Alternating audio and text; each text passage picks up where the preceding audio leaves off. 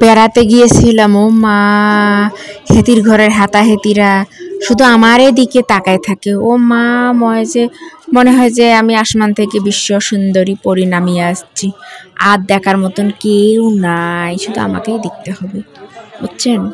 মানে এত হুড়পড়ি আমি নেমে গেছি যে আমাকে না দেখলে আর হবেই না। আর দেখার মতো কেউ নেই। আমার যা চেহারা সুরত, যা সৌন্দর্য, মাই গড!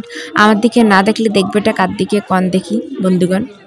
আমি এত সুন্দরী, আমার এত স্মার্টনেস, এত সুন্দর ফিগার, এত সুন্দর চেহারা, এত সুন্দর চেহারার গ্লেস, তো আমাকে দেখবে না তো কাকে দেখবে? হ্যাঁ, আমি হচ্ছে আসমানের হুড়পড়ি, আমাকে হুড়পড়িকে দেখবে না তো ওরা কাকে দেখবে? আমার মতো সুন্দরী আর কি আছে ওই জায়গায় বিচরণ করার মতো?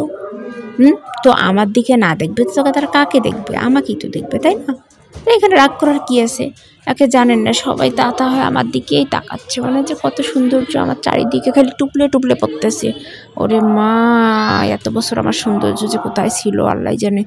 এখনই আমার সৌন্দর্য নতুন করে একদম টকবক টকবক টকবক করে উঠেছে আমার সৌন্দর্য।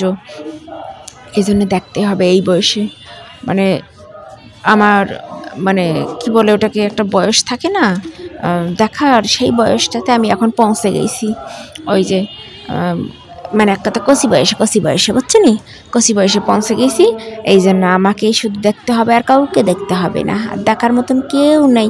আমার মতো সৌন্দর্য কার আছে? কার রই নেই আমি মনে করি, বুঝছেন? এখানে রাগ করার কি আছে? এত সুন্দরী মানুষ আমি, এত আমার চেহারা ফিটনেস এত সুন্দর, তো দেখবেই তো, এখানে রাগ করার কি আছে? দেখেন দেখেন দেখেন, আর আমিও স্টাইল মারতেছি, দেখেন, আমারও ভালো লাগে, তখন দেখে আমারও বেশ ভালো লাগে।